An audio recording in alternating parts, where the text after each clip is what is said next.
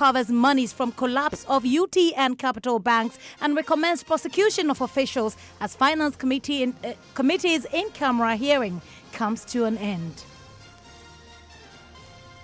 Top story is brought to you by Bond Savings and Loans. Your success, our passion. GASEM, the nation builder. Vodafone, the future is exciting. Ready?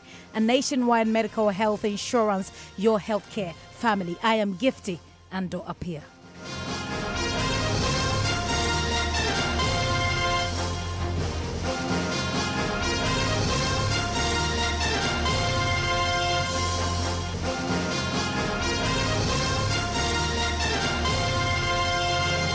Let's get on with the details now. An auditing firm, PricewaterhouseCoopers, has succeeded in recovering some of the monies lost in the collapse of UT and Capital banks and has also recommended the prosecution of officials of both banks. The Finance Committee's in-camera hearing into the collapse of 7 local banks ended a while ago with a revelation that PwC has also filed suit against bank officials seeking to recover more monies. This comes days after KPMG filed a similar suit against directors of Unibank. Member of the Finance Committee, Benjamin Kpodo, has been speaking to Joseph Opoku-Gakpo. It was from this probe that we got to know that PwC, that's PricewaterhouseCoopers, has already taken some people to court. And they have made a recommendation for the prosecution of some people who were involved. So already these court legal cases have commenced. They gave us a long list of people related to Unibank whom they have taken to court. You see the point? So I think the receivers are on course to recover some of the assets that we deem to have been taken away wrongfully. Yes. Now, just a little. Now, from their work, they are making recommendations to the appropriate prosecutorial agencies to also take action against those that they feel were criminally implicated. So, for instance, IOCO is doing its work. BNI is also doing its work. We know of the KPMG bit with Unibank, but the point is that PricewaterhouseCoopers is also taking action in court against UT and Capital officials. That's it. Okay. That's the case. Okay. And these actions have been instituted already? Yes, they are already in court. Okay. They are already in court. You see, I think for lack of information, we all ran helter-skelter. This is a situation where Pricewaterhouse did not publish the court cases that they are engaged in currently. That's why we don't know. That's why we are shouting from the rooftop, prosecute this man, carry this man to court to do this. The work has already started. What is important is that we should recover the assets wrongfully taken away. For instance, for your information, you have PwC has already recovered a huge sum of money. From Capital Bank directors? Yeah, from those related parties. They have recovered huge sums of money. Did they give a sense, how much? They have recovered huge sums of money. Yes. Okay. And they are not ending there, they tell No. They are still pursuing people who are deemed to have wrongfully taken money from UT and from Capital Bank. They are still pursuing them. And they have already made recommendations for the prosecution of those who were found to have been criminally implicated. That is Benjamin Kpodo, who is a member of the Finance Committee. Now, the committee is also faulting the Bank of Ghana and other regulatory agencies of lack of coordination leading to this. Dr. Mark Esibeye-Boa is chairman of the Finance Committee. It came to the fore that the collaboration between the regulatory agencies has been more or less non-existent because there are 4 regulatory arms in the financial services area, and there's the National Pensions Regulatory Authority. They are independent of the Securities and Exchange Commission. They're also independent of the National Insurance Commission and the Bank of Ghana. Now, whereas the 7 collapsed banks are regulated by the Bank of Ghana, these banks belong to holding companies that have insurance wings, asset management wings, pensions regulatory, pensions trust, and the rest. So one suggestion that has come out is that there be some Financial Sector Stability Act, where there will be information sharing by the 4 regulatory agencies on a constant basis. Dr. Mark Esibe Yeboah there. Joseph Opoku Gakpo is in the studio with me with some more information. Joseph, the committee we know has issued some directives to the National Insurance Commission. What are these directives? So the committee says they detected that some of the sister companies of the collapsed banks, which are actually insurance firms, there were some acts that they did which were out of place, and they want the National Insurance Commission to take action against those companies. Dr. Esibe Yeboah again. We have even directed them to some of these reports. We have pointed out to them infractions that have occurred in the insurance area, the asset management area, fund management. That they didn't know some of these, and so that's where we are going. So, Joseph, these are the directives that they're issuing. But then the committee's overall assessment of the health of the banking sector after the probe was that? Dr. Esibe says it's solid. The amounts in terms of those which are creating problem is less than 10% of the entire banking sector. And so he says there is no cause for alarm. The financial sector is still strong. The governor told us that all that has happened. The total assets of the banks that have gone under is less than 10% of the entire banking sector. So if we had bad assets, toxic, that would be the 9-point-something%. That okay, and even the toxic ones, if you like, depositors' funds are safe, and the government has come out to do the proper thing. So we have a strong banking sector, and the financial sector in general is a strong one. The financial sector in general is stronger, he says, Joseph. People will have a lot of debate on that as well. But today, the much anticipated hearing has come to an end. What next? So they said they're putting together reports, although they'll still be meeting some other agencies, including the Pensions Regulatory Authority over the issue having to do with the pensions and the insurance firms and all. And then they would submit that report to the House. But they are still considering the bit about what the way forward should be as to whether there should be a larger probe.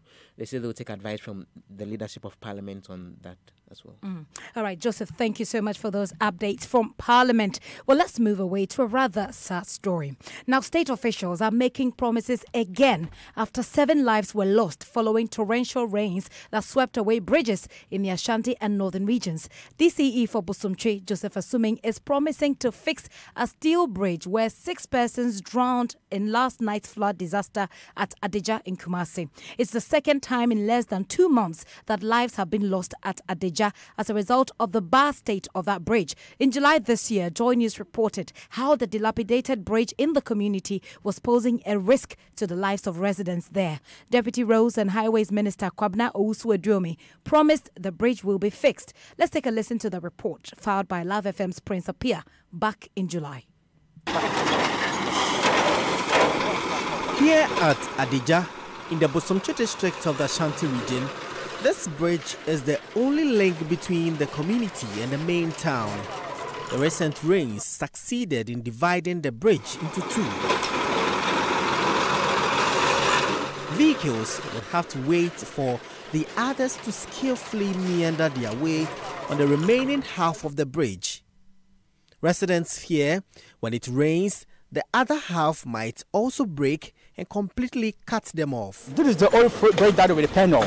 Apart from this bridge, we got no any alternative bridge here. So in case anything mess up, we are doomed. Nobody can go and nobody can come. So I'm appealing to the authorities to do something to help. At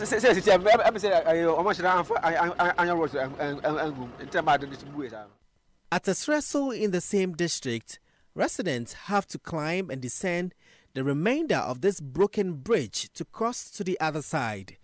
As dangerous as it is, residents say that is the only option available. The situation extends to other communities in the Joso-Dwabo municipality as well. This is the bridge that connects Donaso, Onye, Esienimpong, Kwaso, Abenase, Kwamo and others from the main Ejuso community. Heavy rains 3 weeks ago have rendered it inaccessible. Residents improvise with this makeshift bridge. Blaise Kujo As a teacher at a Sienimpong MA Basic School, he tells Love News the state of the bridge is affecting teaching and learning. The time frame I'll have to use to commute from my end to school, it's affecting it. Because when I come, I have to wait. Sometimes I have to go to school late. And almost all other teachers applying this route, it's affecting us.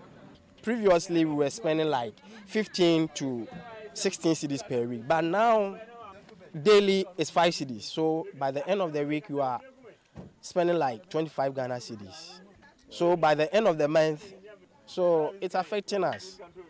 It's really affecting us. Deputy Roads and Highways Minister Kwabena Owusu-Eduomi says these bridges can only be fixed after the rainy season. A situation like this is difficult that you can put up a bridge or a culvert during this rainy season. What we need to do is to have patience till we have the dry weather so that we demolish this bridge which has collapsed because of excessive flood. And then we replace it with the culverts of bigger hydraulic capacity. And it's the replacement that will solve the problem. This replacement will be in the dry season. And that should be in November, December, January, February. That's the time that we can do it. Until then, residents in these communities will have to improvise and endure the challenges. Prince Apia reporting. So that report was filed way back in July. Now, the worst happened just this dawn as a family of 6 was killed when their car was swept away by flood waters as they attempted to cross the partially collapsed bridge. The dead included a young boy. Erastus Asare Donko, who followed the incident all night and through the dawn, witnessed the retrieval of the last victim's body earlier today. This bridge, broken months ago, causes the river Akonim to overflow its banks. At the least downpour, Thursday's rains was no exception. In an attempt to drive his way through the dangerous currents on the hinges of a broken bridge, this vehicle carrying 6 people was swept away. There was no rescue as police and fire service personnel who came to the scene were helpless. With no specific tool, when the waters receded, the vehicle was found stuck in the middle of the river. Local divers initially retrieved 5 bodies from the vehicle, 1 female, a boy, and 2 male adults. The body of the deceased person, driver of the vehicle, was found this morning by local divers. Residents are enraged. They want the bridge fixed immediately. The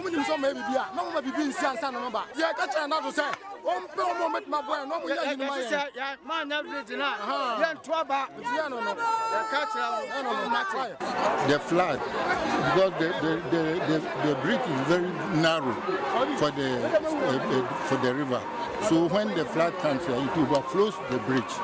This is the second time that this incident has occurred. When was the first time? The first time we killed one boy with a Kia. It got inside the bridge like this one, and one person died. So when the blood overflows this bridge, it is very difficult for small cars to cross, unless the big trucks.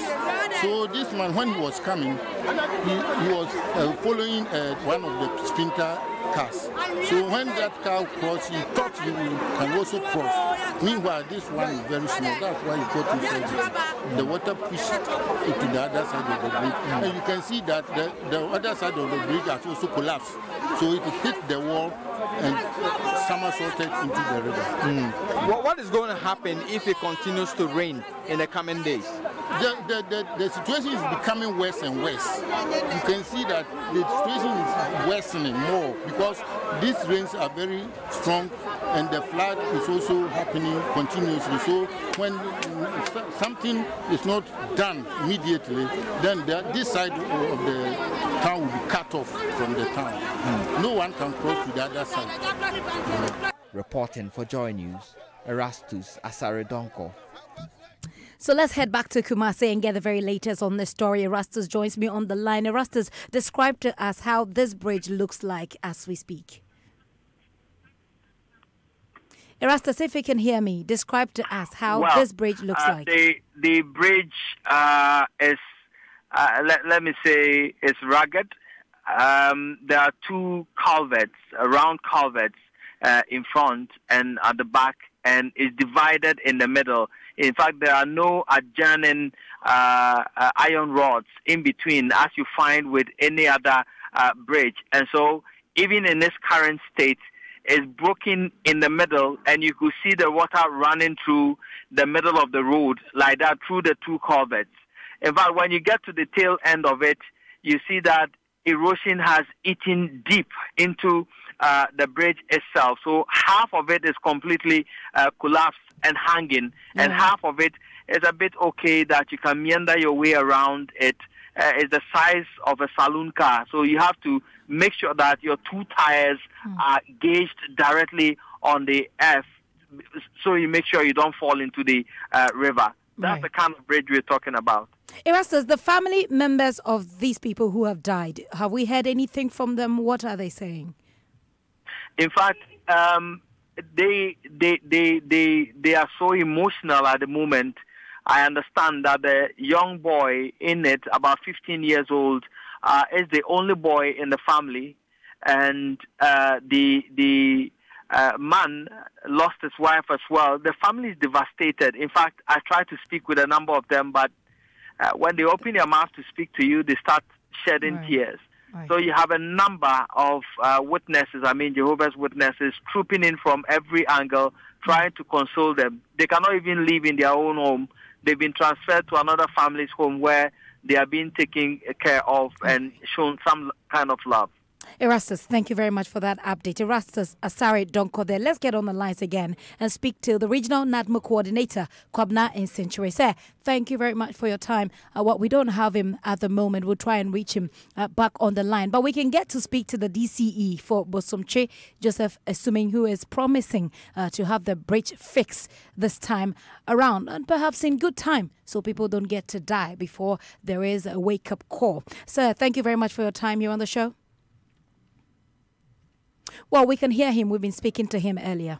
This morning, we paid courtesy call on the chief of the town. And then we also went to greet the families of those who are deceased. How have they been receiving, your delegation and the news of the demise of all these people? 4 of them were from the same family. They were members of the Jehovah's Witness, and 2 others were from different families. But they were all with the Jehovah's Witness sect. Okay. So that is that. But we assured them that we will do whatever we can to assist the family in the funerals of those who are deceased.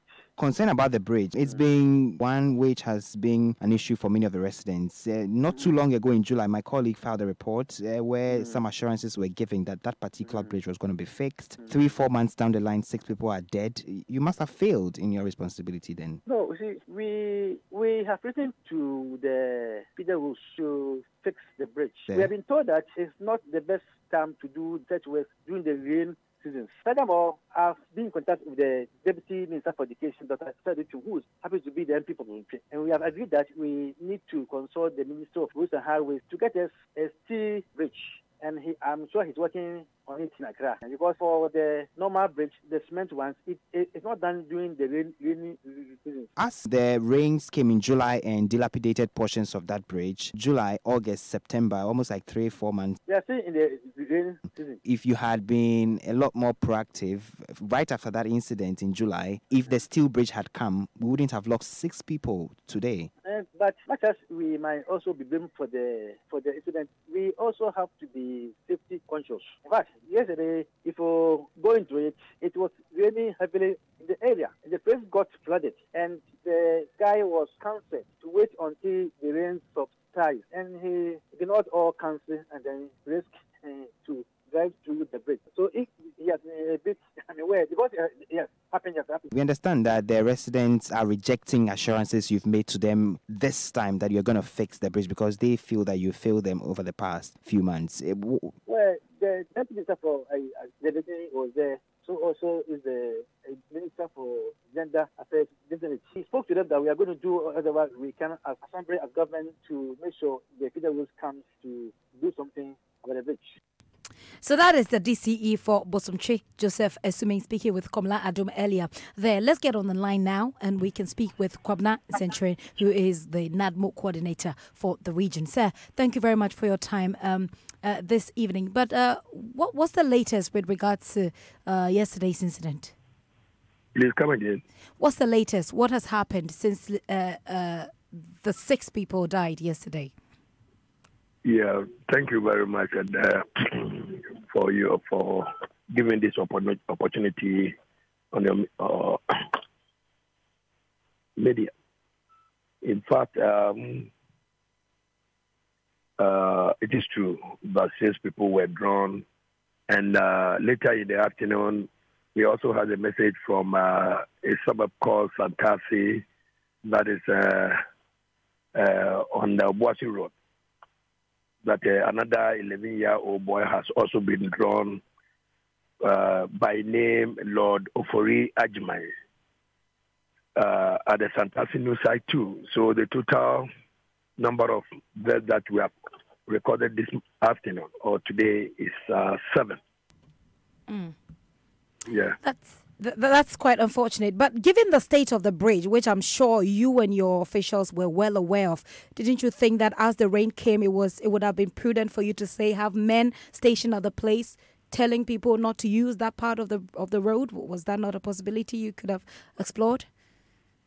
My sister, that place is not a KME. It's not a KME. It's under the Bosomtwe District Assembly.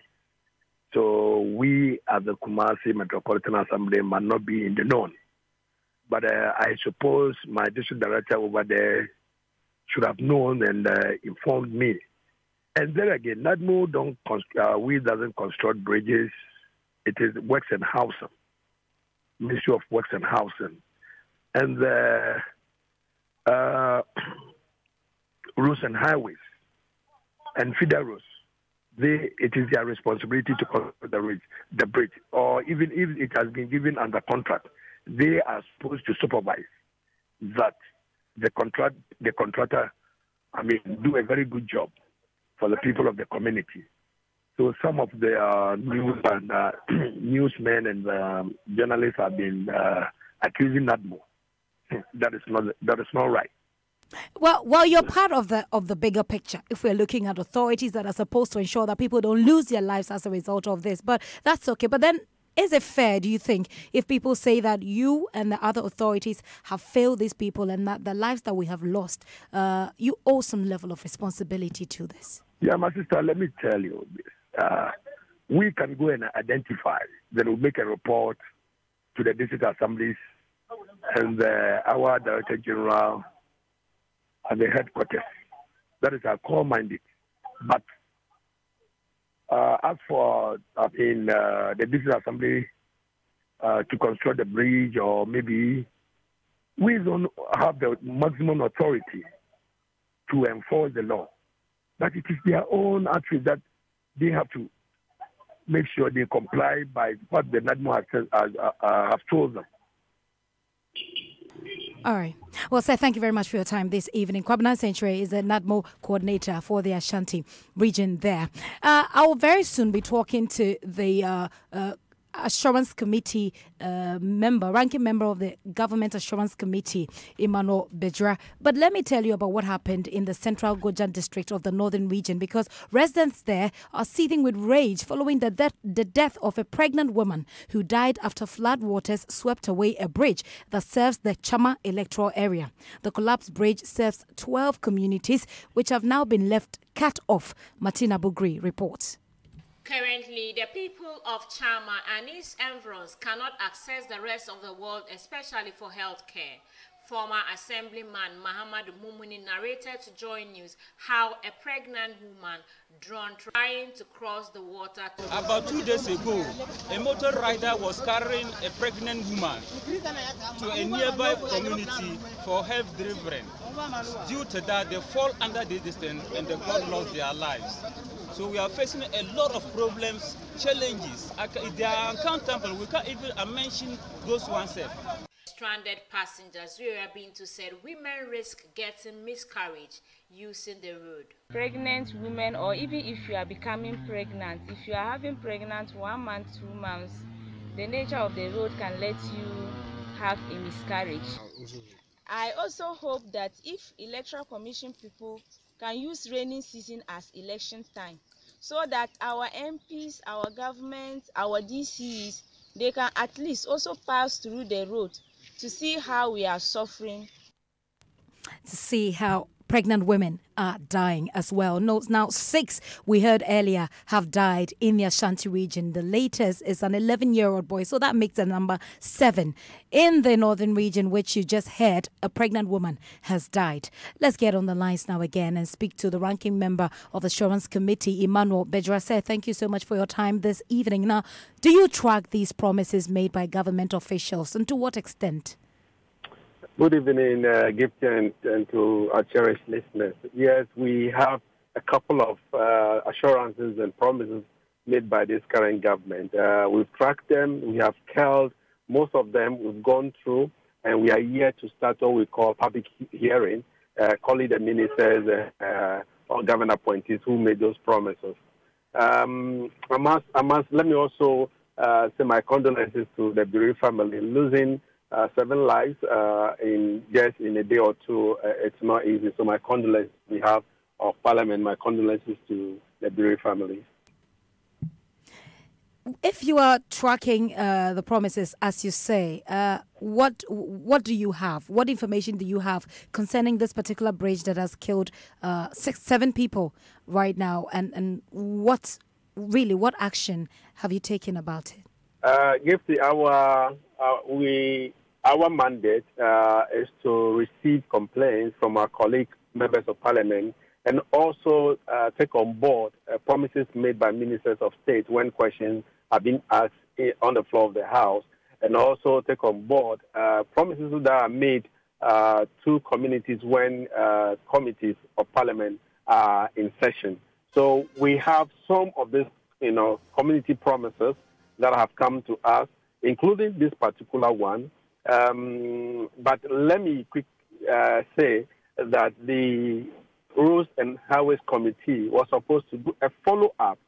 Ours is basically to make sure that those promises that are made are fulfilled. If they are not fulfilled, we are supposed to write a report to plenary for debate as to whether the whoever has made a promise, the minister or deputy minister who made the promises, are lied or has not done a good work by going to the location to visit the people or whatever. We are supposed to do that. But the Roads and Highways Committee or any select committee, subject matter committee, are supposed to do the follow-up. That is going to the various places where projects are being undertaken. Let me give one example. I heard one gentleman saying that, your reporter saying that some of the iron rods were not properly done, and that means that there was a shoddy job. It is the duty of Roads and Highways Committee to supervise those projects, not the Government Assurance Committee. Our duty or our work is basically to follow on promises. To follow up on the promises made. Well, certainly we'll be looking forward to your public hearing, which you mentioned, to find out what it is that you have tracked and whether or not people are being taken for granted, as it were. But thank you very much, sir, for your time. Emmanuel Bejra is a ranking member on the Assurance Committee there. Top story is brought to you by Bond Savings and Loans. Your success, our passion. GASEM, the nation builder. Vodafone, the future is exciting. Ready? A nationwide medical health insurance, your healthcare family. My name is Gifty, and Apia and Evans Mensah will be connecting with you soon.